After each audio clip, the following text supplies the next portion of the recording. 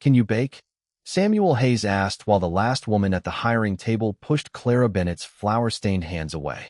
The room had gone quiet enough for Clara to hear the stove ticking behind the boarding house wall. She stood with her worn sewing basket hooked over one arm and a small wooden box pressed against her skirt. Inside lay 3 tin cutters, a folded cloth, and the last recipe card her husband had written before fever took him. The widow at the table looked Samuel over as though he had interrupted something proper. She told him Clara had ruined a wedding cake the previous spring and brought shame on the family that hired her. Clara did not defend herself. She had learned that people who preferred a story rarely listened to the woman living inside it. Samuel removed his hat. He was broad through the shoulders, with dust along his coat and a small tear near one cuff. He looked first at the basket, then at Clara's hands. "I asked whether she can bake." The woman folded her ledger shut. Clara kept her chin level. "Yes, sir." Samuel waited. He did not fill the silence for her. "Bread, biscuits, pies, and cakes when the flour is good enough," she added. "And when it is not, then I make what the flour will allow." Something in his face settled. He placed 2 coins on the table for the room Clara had used and lifted the wooden box before she could reach for it. He did not touch her arm. He did not offer comfort. He only carried what looked heavy. Outside, late October wind moved dust between the buildings. Clara stopped at the boardwalk. Across the street, a baker turned his sign from open to closed after seeing her. Samuel noticed, but said nothing. He tied the box behind his saddle and handed her the reins of a calm bay mare. "My ranch needs bread before winter." Clara looked toward the road leading north. For how long? 1 week first. Practical. Measured. No promise hidden inside it. She placed her sewing basket across the saddle horn. And after that, the work decides. It was the first answer anyone had given her that did not ask for gratitude. They rode out with the town watching from windows and doorways. Samuel kept half a horse length ahead, not hurrying her, not turning to see whether she followed. At the edge of town, Clara looked back once. The boarding house door had already closed. She faced north again and tightened her fingers around the reins. In the wooden box behind Samuel's saddle, the recipe card shifted softly against the tin cutters, carrying the only name she had left into a house she had never seen. The road north narrowed after the last cottonwood, and the wind carried the dry smell of grass cured by frost. Clara followed Samuel across 2 shallow creeks and over a ridge where the town disappeared behind them. He did not ask about the cake. He did not ask about her husband. When the mare stumbled on loose stone, he slowed his horse and kept the pace gentle until the ground leveled again. The Hayes Ranch came into view near sundown, a low house, 2 barns, and a line of cattle dark against the far pasture. Smoke rose from the kitchen chimney, but only barely. A boy of about 11 waited at the gate with a feed pail against one hip. He looked at Clara, then at the sewing basket, then at Samuel. "Is she staying?" Samuel dismounted. 1 week. The boy accepted that without smiling. His name was Daniel, and he opened the gate while Samuel carried Clara's wooden box inside. The kitchen was clean but cold in the corners. A sack of flour stood near the pantry door. The stove held 1 week fire, and 3 hard biscuits sat beneath a cloth on the table. Clara pressed one between her fingers. It did not bend. Samuel set her box on the counter. "Flour comes from Miller's Creek. Butter is in the spring house. Eggs are gathered before breakfast." He pointed toward a small room beyond the pantry. A narrow bed, a washstand, 1 peg for a dress. The door closed properly. "You may keep the key." Clara turned it once in her hand before slipping it into her pocket. Daniel watched from the kitchen doorway. His shirt cuff had come loose, and the button hung by a single thread. Clara noticed, but said nothing. Work came first. She removed her coat, washed her hands, and opened the flour sack. The grain was coarse and slightly damp. She tested the stove, cleaned ash from the lower draft, and added 2 pieces of split wood. Samuel brought a third without being asked and left it beside the hearth. No one spoke while the room slowly warmed. Clara mixed a small dough, enough for 1 loaf. No sugar, no waste. Daniel remained near the table, pretending to mend a harness strap while watching her hands. Samuel stood at the back door with his hat still on, as though he had not yet decided whether this was part of the house or only an arrangement passing through it. Clara shaped the loaf, covered it with her husband's folded cloth, and set it near the stove to rise. Then Daniel reached into his pocket, placed the missing shirt button beside her sewing basket, and quietly took a seat at the table. Daniel pushed the button across the table with one finger. Clara looked from it to the loose cuff, then reached for her sewing basket. She threaded a needle while the dough rested beneath the folded cloth. The boy held still without being told. Samuel removed his hat at last and set it on the peg near the back door. Clara stitched the button twice through, knotted the thread, and clipped it close. Daniel tested the cuff. "It will hold," she said. He gave one small nod and returned to the harness strap, though he worked closer to the stove now. The loaf rose slowly. Clara checked it with 2 fingers, turned the pan, and adjusted the draft beneath the fire. The oven had not been used properly in months. Soot darkened the hinge. One brick near the back had shifted, leaving the heat uneven. She wrapped her hand in a cloth, moved the pan forward, and lowered the flame. Samuel watched without offering instruction. When the bread came out, the crust was pale on one side and deep brown on the other, but the loaf sounded hollow beneath her knuckles. She let it rest. No one cut warm bread in her kitchen before it had finished becoming itself. At supper, Samuel placed the knife beside her instead of taking it. Clara sliced 3 even pieces. Daniel reached for the smallest. Samuel moved the larger piece onto the boy's plate and took the end for himself. Clara noticed. So did Daniel. The first bite made the room quiet. Not the strained quiet of the boarding house. A different kind. Daniel chewed slowly, then carried his plate to the stove for another piece without asking. Samuel drank his coffee and looked toward the dark window. "The brick can be reset tomorrow," he said. Clara folded the bread cloth over the remaining loaf. "It will need clay packed around the edge. There is clay by the East Creek." He said it as though her observation had already become part of the next day's work. Before dawn, Clara found a bucket of that clay beside the kitchen door, covered against frost. Samuel was already in the north pasture. Daniel had gathered the eggs and left 6 on the counter, washed 2 clean and lined in a careful row. Clara mixed biscuit dough, then crossed the yard to the woodpile. The kindling had been split finer than the day before. She stood with 2 pieces in her hands and looked toward the barn, where Daniel bent over his chores and Samuel worked beyond him along the fence. Neither man looked back. By breakfast, the oven held steady heat. The biscuits rose evenly. Daniel ate 2, wrapped a third in cloth for his midday meal, and placed the empty egg basket beside Clara's chair instead of returning it to the pantry. It was a small thing, a place left for her work. Clara picked up the basket and began counting what the ranch would need before winter. Clara began with the flour. 2 sacks remained in the pantry, one good and one already turning damp along the seams. She moved both onto boards to keep them off the floor, marked the sound sack with chalk, and spread the other flour thin across shallow pans where the stove heat could dry it without scorching. By mid-morning, she had counted the salt, rendered fat, dried apples, beans, and molasses. Daniel carried each number to the small ledger Samuel kept near the pantry door. His handwriting leaned hard to the right, but he did not miss a figure. Samuel came in at noon with mud on his boots and a length of iron hinge in one hand. He set it beside the stove, ate the biscuit Clara placed before him, and listened while she explained that the ranch had enough flour for 3 weeks if they wasted none. "And after that," he asked. "Miller's Creek, unless the north road closes." Samuel looked toward the window. Clouds had gathered low over the ridge. He finished his coffee, took the empty cup to the wash basin, and went back outside. Before sunset, he returned with the wagon already hitched. No speech, no hurry, just preparation. The 3 of them left before dawn the next morning. Clara sat beside Daniel on the wagon seat with the sewing basket between her boots and the wooden recipe box wrapped beneath a quilt. Samuel drove. Frost silvered the grass, and the horses breathed white into the dark. At Miller's Creek, the miller recognized Clara before she reached the counter. His eyes moved to the black ribbon at her collar, then to Samuel. "I heard about the wedding cake." Clara placed her list on the counter. Her fingers stayed flat against the paper. Samuel did not answer for her. He asked the price of 50 pounds of flour. The miller named a figure too high for ordinary grade.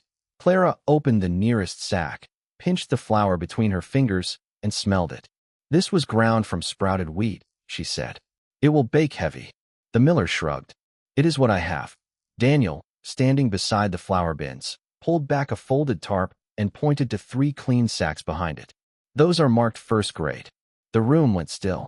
Samuel looked at the hidden sacks, then at the miller. We will take 2 of those. He paid the fair price written on the board and carried the flour himself. Clara said nothing until they were back on the road. Then she handed Daniel a biscuit wrapped in cloth. He broke it in half and gave her the larger piece. Samuel saw it from the corner of his eye and turned the wagon north. That evening, Clara baked the first loaf from the new flour. It rose high and even, filling the kitchen with a warm, yeasty sweetness that reached the yard before supper. Daniel came in first. Samuel followed more slowly, stopping at the cabin door as though the smell belonged to another life. Clara set the loaf in the center of the table. No one reached for it until she sat down. Samuel waited until Clara reached for the knife before anyone touched the bread. She cut the loaf into careful slices, laying the heel aside instead of serving it. Daniel noticed. "Tomorrow's crumbs," she said, and he nodded as though that answer belonged in the ledger with the feed and flour. Breakfast the next morning began with those crumbs browned in butter and stirred into oats, leaving every fresh slice for the men working outside. Samuel carried his portion to the porch, but before stepping through the cabin door, he set one warm piece back beside Daniel's plate. No words. Clara saw it while pouring coffee and quietly wrapped an extra biscuit in cloth for Samuel's saddlebag. By the end of the week, neither gesture needed explaining. The kitchen settled into its own rhythm. Daniel gathered eggs before sunrise and learned to test each one in a bucket of water before bringing it inside. Clara measured flour with the same tin cup every morning, never filling it completely, always leaving enough for tomorrow before thinking about today. Samuel split kindling into smaller pieces after supper so the oven would catch quickly before dawn. One evening, Clara found the wood stacked in neat rows beneath the kitchen window, covered with an old canvas to keep the snow away.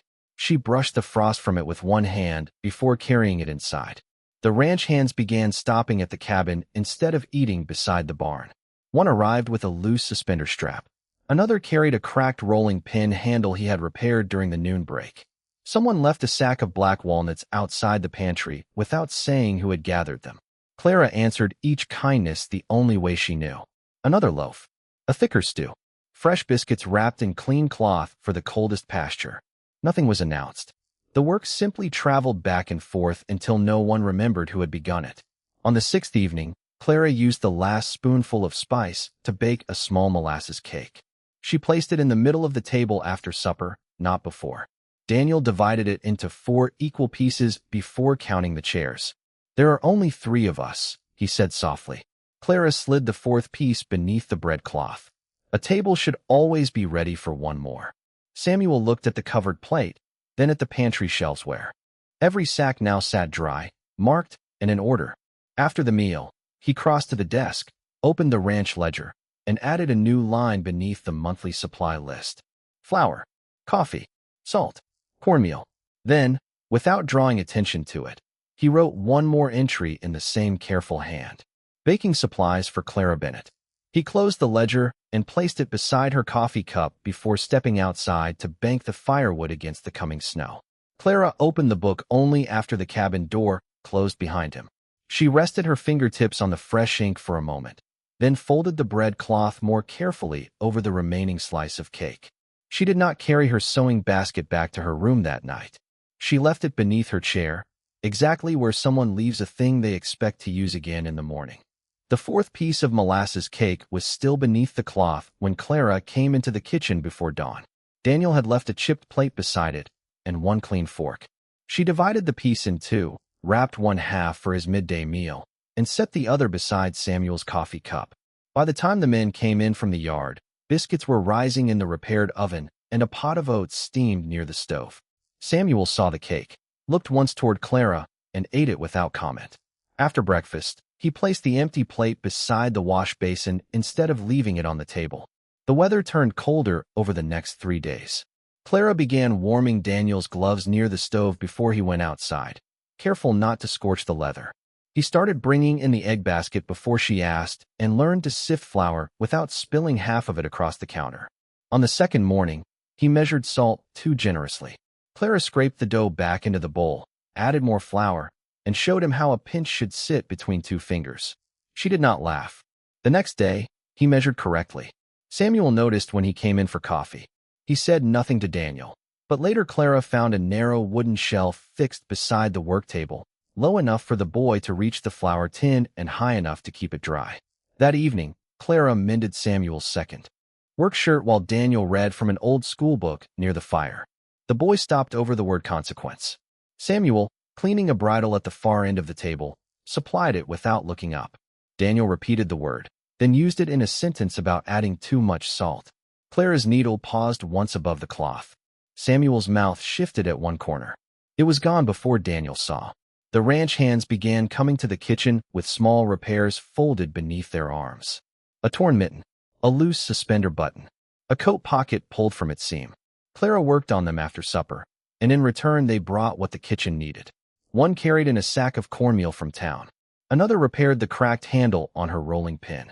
No bargain was spoken. The work moved both ways. On Sunday, snow came lightly across the north pasture. Daniel returned from feeding the chickens with wet hair and red hands. Clara sat him near the stove, wrapped his shoulders in the quilt from her wooden box, and set warm bread in front of him. Samuel came through the cabin door, took in the scene, and crossed to the woodpile. He added 2 logs to the fire, then hung Daniel's coat where the heat would reach it. His hand rested for a moment on the quilt's faded edge. Clara saw him recognize the stitching. "My mother made one like this," he said. It was the most he had offered about the house since she arrived. Clara folded the quilt more securely around Daniel. Then she knew how to make things last. Samuel looked at the boy, at the bread, and at Clara's sewing basket open beside her chair. "Some things do," he said. The snow deepened before dark. For the first time, when Samuel checked the cabin door, he slid the bolt into place with Clara still standing inside the room. The snow stopped before dawn, leaving the ranch under a hard white stillness. Clara rose first and found the kitchen colder than it should have been. The fire had burned low, and the wind had pushed fine snow beneath the cabin door. She fed the stove, swept the drift aside, and set water to heat. Daniel came in rubbing sleep from his eyes. Samuel followed from the back room with his coat already buttoned. One of the ranch hands had ridden in early with word that the north road might close by evening. The cattle feed was low. The flour wagon from Miller's Creek would not come for at least 10 days. Samuel stood over the ledger while Clara counted what remained. 1 sack of flour, half a tin of salt, dried apples enough for 4 pies, if she used them that way. The ranch hands needed food through the cold. Daniel needed breakfast before chores. Samuel traced one line in the ledger with his thumb. "We can send you back to town before the road closes." The words were practical, nothing more. Clara looked at the flour sack, then at the breadcloth folded beside her sewing basket. In town, the boarding house might have a room. It might not. The baker would still turn his sign. The story about the ruined cake would still be waiting. She crossed to the pantry and took down the cornmeal, beans, and molasses. "How many men through winter?" Samuel answered after a moment. 6, counting Daniel and me. Clara measured the cornmeal into a crock. "Then we stopped baking white bread every day." Daniel looked up quickly. She showed him how much flour they could save by mixing cornmeal into the loaves and using beans for supper twice each week. She set aside the dried apples for Christmas and marked the flour level with a piece of charcoal. No one spoke while she worked. By noon, the first brown loaves came from the oven, smaller than before, but firm and fragrant. She wrapped one for the men repairing fence along the south pasture. She packed another with a jar of beans for the hand watching cattle beyond the ridge. Then she opened her wooden box. The recipe card lay beneath the tin cutters, its corners worn soft. Clara read her husband's careful writing once and turned it over. The back was blank. She wrote the new measurements there. Cornmeal, less flour, more time near steady heat. Daniel watched her fold the card into the cloth again. "You used his recipe?" he asked. Clara tied the cloth closed. "I changed it for this house." Samuel had come in without her hearing him. Snow dusted his shoulders. He looked from the bread cooling on the table to the marked flour sack, and then to the recipe box. Clara lifted the largest loaf and placed it in his hands. "The road can close." Samuel did not thank her. He carried the bread to the men himself. That evening, Clara moved her spare dress from the wooden box to the peg in her room. She placed the tin cutters in the kitchen drawer beside Samuel's knives and set the sewing basket beneath her chair at the family table. When the wind rose after dark, She did not listen for a wagon to town. She added another log to the fire and began kneading the next morning's bread. The North Road opened after 9 days, and the first supply wagon reached the ranch before noon. It carried fresh flour, lamp oil, and news from town. By afternoon, 3 women stopped at the cabin on their way to visit Samuel's widowed aunt farther east. One of them owned the boarding house Clara had left behind. She paused inside the kitchen, taking in the warm bread cooling beneath its cloth, the sewing basket beside Clara's chair, and Daniel measuring flour from the pantry shelf. "So this is where you ended up," she said. Clara brushed a little flour from the table and continued weighing the next loaf without answering. Daniel looked toward Samuel just as he came through the cabin door with 2 heavy sacks balanced across his shoulders. Samuel carried both into the pantry before removing his gloves.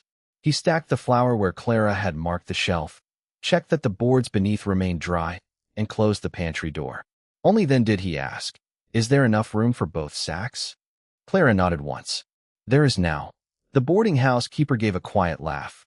"You trust her more than the last family did." Samuel rested one hand on the pantry latch. "I trust the bread on this table."